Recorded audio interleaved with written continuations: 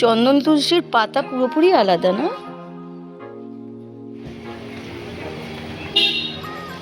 আর এই টাইপেরই আরো দেখান না একটু।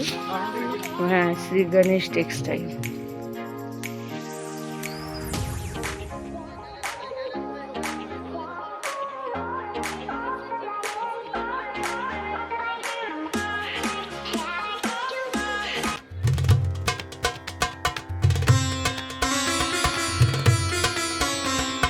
আমি রেডি, এবারে চলুন বাইরে বেরোনো যাক। নমস্কার বন্ধুরা, কেমন আছেন আপনারা সবাই? একবার আবার আমি রূপালী জিন্দেগিতে আপনাদের স্বাগত জানাই।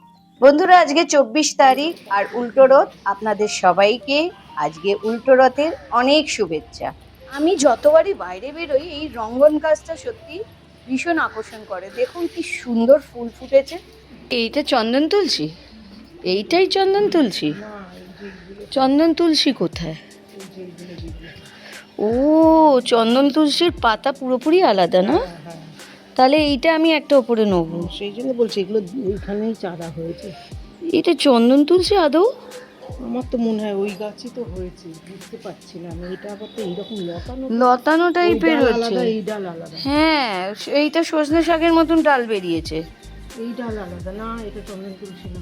সেইটাই তো বলছি। ওইটার ডাল দেখো আলাদা না, এক টাইপেরই না, এক টাইপের না, ওইটার ডালটা আলাদা। এটা মঞ্জুরি হচ্ছে না কিন্তু। গন্ধ শোকো, এটা আলাদা গন্ধ। সেদিনকে শুকেছিল, তুলসী গাছেরই গন্ধ আবার বেরোচ্ছে। সেম গন্ধ তো, একই গন্ধ। এরকম এইরকম পাতা তো না। হ্যাঁ, এই পাতাই ওইটা। ডাল তো না, ডালের কালার তো আলাদা। ওইটা ওই ডালটা, ওইটা তো পেকে গেছে বলে ওই রকম দেখতে লাগছে। তুলসী গাছের ডাল তো ওইরকমই লাগবে। আরে ওইটা কচি অবস্থায় তো নেই। দিদি ভাইয়ের এখানে দেখুন, এখন বর্ষাকালেতে প্রচুর মাত্রায় চন্দন তুলসীর গাছ গজিয়ে গেছে। অনেক গাছ হয়ে পুরো আগাছার মতন হয়েছে, সেই জন্য আমরা কনফিউজ আছি, বুঝতে পারছি না এটা চন্দন তুলসী কিনা। আপনারা বলুন বন্ধুরা, দেখে তো চন্দন তুলসী লাগছে, স্মেলটাও তাই চন্দন তুলসীই হবে, তবে এত ওইটা একটু আশ্চর্য লাগছে। আর এই বর্ষাকালেতে চারদিকেই এখন সুন্দর গাছেতে ভরে যায়, সবুজ আর সবুজ, দারুণ লাগে কিন্তু। চলুন এবারে বেরোনো যাক, আর রাস্তায় যেতে যেতে বলি কোথায় যাচ্ছি আমরা। আপাতত দমদমে পৌঁছে গেছি, আমরা যাচ্ছি মহাত্মা গান্ধীতে।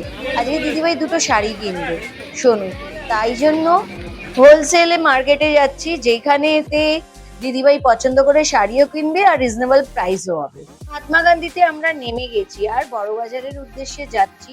বড়বাজারের রাস্তা ঠিক মতন আমি চিনি না, কিন্তু আমার হাজবেন্ড এটাকে খুব ভালোভাবে চেনে, তাই ওনার পিছন পিছন আমরা দুজনেই যাচ্ছি। আর দেখুন আগাছায় ভরে গেছে কেমন ওই বাড়িটায়, বহু পুরনো এই বাড়িঘরগুলো, আর হয়তো মেনটেনেন্সের অভাবে এই বাড়িঘরগুলোতে আগাছায় ভরে। রাস্তার দুধারেই শাড়ি দিয়ে দোকান আর কত রকমের রকমারি জিনিসে ভর্তি, কোথাও জুয়েলারি তো কোথাও জামা কাপড়, কোথাও ফলের দোকান। এইগুলোই দেখতে দেখতে চললাম। জিনিস যদি পারফেক্ট চিনতে পারি তাহলেই বড় বাজারে এসে লাভ আছে, কারণ এখানে সবকিছুই পাইকারি রেটে পাওয়া যায়। তাই আজকে আমরাও চলেছি। এই তো আলুর চিপস নেবো।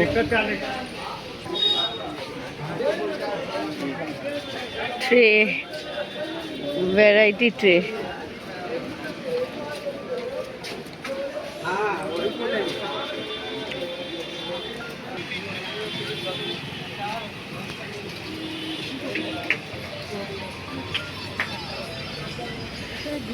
পাস্তা, ধুতির দাম কত?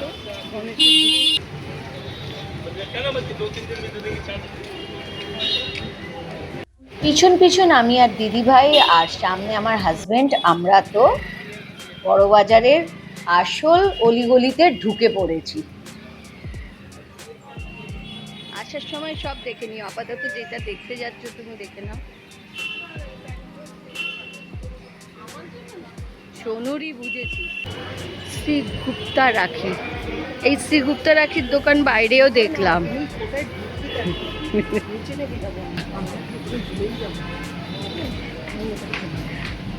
আমি তো সেই না ভিডিও করছি, ভুলে যাবে না, মনে রাখবে রাস্তাটা। ওই দেখো, এইসব জায়গায় তো আমরা কখনোই আসবো না। ও যদি না থাকতো তাহলে এই রাস্তাগুলো তো আমরা কখনোই চিনতে পারতাম না যে পাইকারি রেটেতে শাড়িগুলো কোথায় পাওয়া যায়। এখন তো আমরা লিফটের দিকে যাচ্ছি আর এই 4th ফ্লোরে পৌঁছেও গেলাম আমরা। তবে হয়তো ক্যামেরা আমাকে বন্ধ করে দিতে হবে, কারণ সবাই তো পছন্দ করে না তাদের জিনিসটা তাদের ছাড়া অন্য কেউ দেখা। তবে কয়েকটা শাড়ি আপনাদের দেখিয়ে দিই। দেখুন কি সুন্দর সুন্দর এখানে শাড়ি রয়েছে আর সবই রিজনেবল প্রাইস। এই শাড়িটা 1500 টাকার মধ্যেই পাওয়া যাচ্ছে। কালার পেয়ে যাবেন। দেখতে সুন্দর। এটা আপনার আঁচল, এটা কিন্তু ব্লাউজ পিস হবে। ঠিক আছে, এই যে বর্ডারটা আগে ব্লাউজ পিস হাতে দাও। হ্যাঁ, হালকা শাড়ি। শাড়িটা হালকা। আর এই টাইপেরই আরো দেখান না একটু। হ্যাঁ বলছি। এখানে খুব একটা আমাদের পছন্দসই শাড়ি হলো না, কারণ সরু পাড়ে ওরা দেখাতে পারছে না, সবই চওড়া পাড়। এখানে পছন্দ হয়নি, এবার বেরিয়ে পড়েছি অন্য জায়গায়। চললাম দেখি কোথায় গিয়ে পছন্দ হয় শাড়ি। হ্যাঁ, ওই বুটিটাই বলছি, বেজ কালারটা ভাল লেগেছে। এছাড়া হ্যাঁ, খুবই সুন্দর, কিন্তু তোমার পাড়টা আমার ভাল লাগেনি। পাড় ভাল লাগেনি আমার, কোনো শাড়ি বা পছন্দ হয়নি। ওই যা ওই তাও হাতি ফাতিগুলো একটু হটকে আছে, কিন্তু তাও ঠিক আছে। ওগুলো ওই বয়সের নাই। আমি তো সেটাই বললাম। স্যান্ডউইচ তৈরি হচ্ছে।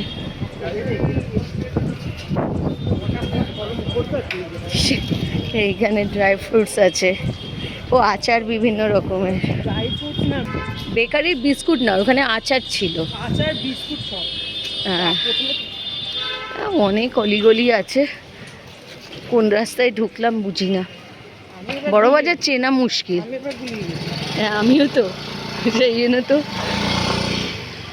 না, ওইখানটা সোজা যাচ্ছিলাম আমরা, সোজা আসে তারপরে ওইখানে ঢুকলাম, তারপর ওখান থেকে বেরিয়ে আর একটা অপোজিট গলিতে ঢুকলাম। আর একটা হোলসেলারে ঢুকছে, শ্রী গণেশ টেক্সটাইল, কমল ফেব্রিক্স।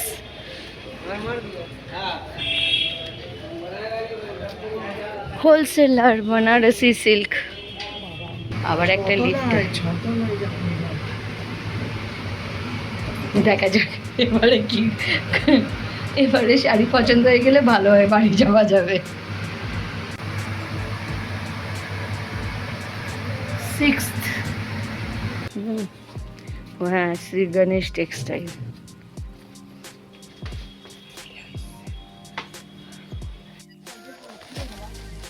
ভিডিও করতে পারি না। এখানে আমরা পছন্দ মতন শাড়ি তো পেয়ে গেছি, কিন্তু ভিডিও করতে ওরা দিল না, বারণ করলো, সেই জন্য আমি ভিডিও করতে পারলাম না, সরি বন্ধুরা। তবে আমাদের দুটো শাড়ি পছন্দ হয়েছে, দুটো শাড়ি কিনেছি বেশ ভালো রিজনেবল রেটেতে। আকাশ প্রচুর সেজেছে, জোরে নামবে, স্টেশনে পৌঁছে গেলে ভালো হয়। ফেরার পালা। আমাদের তো শাড়ি কেনা হয়ে গেছে। এইখানে 700-800 থেকে শুরু করে 22,000 বা তার উপরেও আছে শাড়ি। এরা তো পাইকারি রেটে দেয়, কিন্তু আর বুটিক বা অন্য জায়গাতেও যায়, অলরেডি কল করছে। কিন্তু বাইরে গিয়ে এই শাড়িগুলোর দাম কি দাঁড়ায় সেটা আমি বলতে পারবো না। সেটা তো আপনারাও জানবেন, আমরাও জানি যে এইখানের দাম আর বাইরের দামেতে অনেক তফাৎ। চলুন, আকাশ তো পুরো সেজে রয়েছে আর আমরা মেট্রো স্টেশনে পৌঁছে গেলে খুবই ভালো হয়। আর দুদিকের দোকানপাট দেখুন। তবে আমাদের কেনাকাটি হয়ে গেছে, সেজন্য আমরা কোনো দিকেই তাকাচ্ছি না, সোজা স্টেশনের দিকে যাচ্ছি। মেট্রো স্টেশনের থেকে একটু ভেতরের দিকে ঢুকলেই এই রোডটা পাবো, কিন্তু একটু বেশিই হাঁটতে হয়।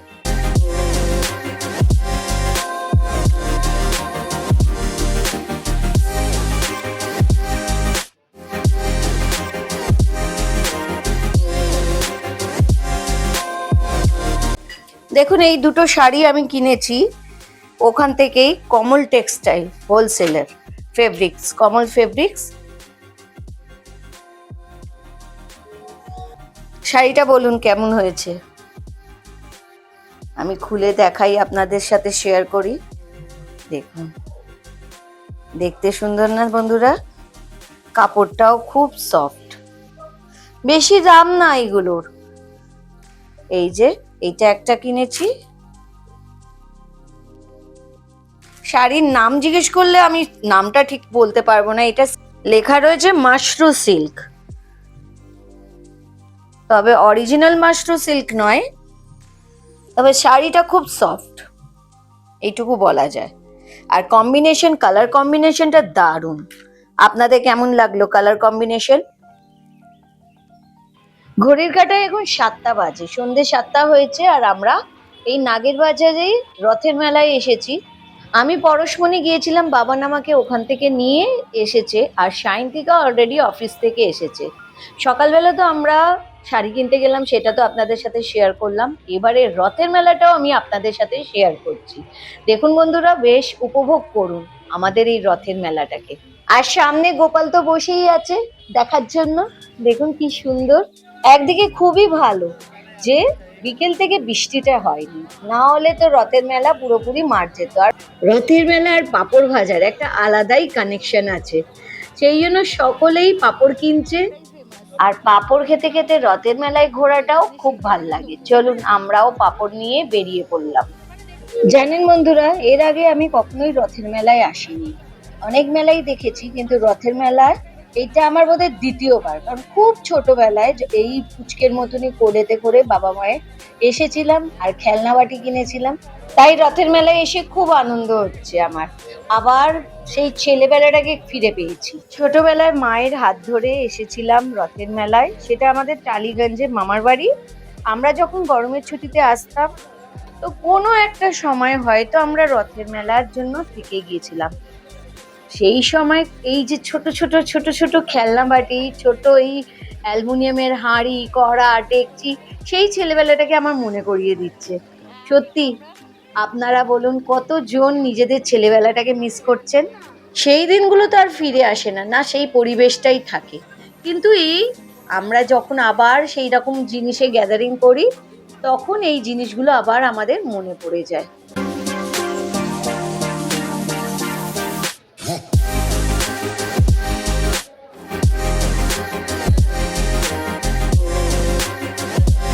এখানে রকমারি জিনিসপত্রের সঙ্গেই গাছপালাও প্রচুর বিক্রি হচ্ছে। তার সাথে অনেক রকমের খাবার দাবারও বিক্রি হচ্ছে। বেশ মজাই হয়েছে। ওপর দিয়ে ব্রিজ গেছে আর নিচেতে এই মেলাটা বসেছে। তবে উল্টো রথের মেলায় ভীষণ ভিড় হয়েছে, ব্যাপক ভিড় হয়েছে বলতে পারেন।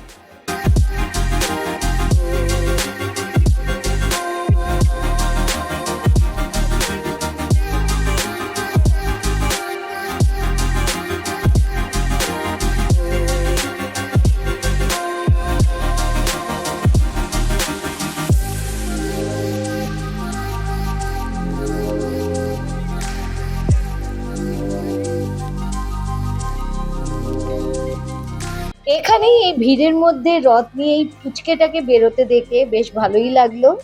আর একটু দূরেতেই আমরা এই কাঁঠালের লোকটাকে দেখে আরো কিছুক্ষণের জন্য একটুখানি দাঁড়িয়ে গেলাম, যে এই মেলাতে কাঁঠালও বিক্রি হচ্ছে।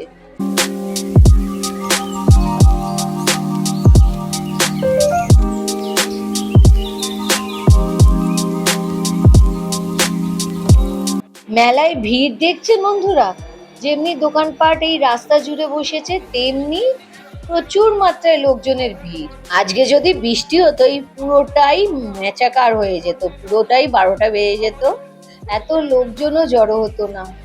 এই ছিটে ফোটা করে বৃষ্টি হচ্ছে, আবার কমে যাচ্ছে।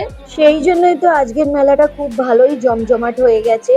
দারুণ ভিড় হয়েছে। আর রথ দেখা, কলা বেচা সবই একসাথে হচ্ছে। লোকেরা কেনাকাটিও করছে, এনজয়ও করছে, আর ফ্যামিলির সাথে সময়ও কাটাচ্ছে এইভাবেই।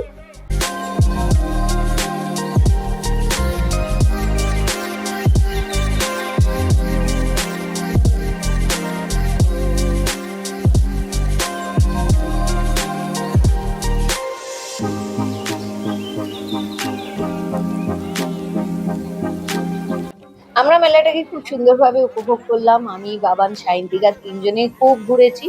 এবারে বাড়ি ফেরার পালা। বন্ধুরা বলুন, আপনাদের কেমন লাগলো আমার আজকের এই ভিডিওটা?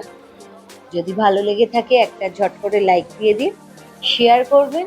আর যারা নতুন আছেন তারা আমার চ্যানেলকে সাবস্ক্রাইব করবেন। বন্ধুরা বেল বাটনও টিপবেন, যাতে নতুন নোটিফিকেশন আপনাদের কাছে পৌঁছে যায়। কমেন্টও করবেন আর জানাবেন আপনারা রথের দিনটায় কি করলেন। এখন তো ভালো লাগে, কি রে ফেসে গেছি, আপনি যেতে পারছেন না, রিকশা নাই। ও বাড়িতে ফোন করছি ছেলের কাছে, এই দিয়ে তো গাড়িতে ঢুকে না। এত সুন্দর সুন্দর গাছপালা কার না কিনতে মন চায়। উনিও পদ্ম ফুলটা কিনেছিলেন, কিন্তু কিনে ফেঁসে গেছেন, কোনো গাড়ি ঘোড়া এখানে ঢুকছে না। আর উনি বেশি দূর হাঁটতে পারছেন না ওই ভারী জিনিসটা নিয়ে, সেই জন্য নিজের ছেলেকে সাহায্যের জন্য ডেকেছেন। আর সব থেকে বড় সমস্যা হচ্ছে এখানে কোনো গাড়ি ঢুকছে না। এই রকম অসুবিধা তো এখানে রয়েছেই। আর আমরা এখান থেকে পাঁপড় কিনছি, রথের মেলা তো ঘোরা হলো, পাঁপড়টা এখনো খাওয়া হয়নি, তাই এবারে পাঁপড় খাওয়ার পালা। চলুন পাঁপড় খেয়ে বাড়ির উদ্দেশ্যে রওনা দেবো। তার আগে বন্ধুরা, আমি এই ব্লগটা আজকে এখানেই শেষ করছি। আবার নতুন ব্লগে বন্ধুরা আপনাদের সাথে দেখা হবে। জয় জগন্নাথ বন্ধুরা, আবার একবার উল্টো রথের অনেক শুভেচ্ছা রইল। বন্ধুরা, আপনাদের ভিডিওটা ভালো লাগলে অবশ্যই একটা লাইক করে দিন। আপনারা ভালো থাকুন, সুস্থ থাকুন, আর আমার ভিডিও দেখতে থাকুন। আজকের মতন ভিডিওটা এখানেই শেষ করছি বন্ধুরা। গুড নাইট বন্ধুরা।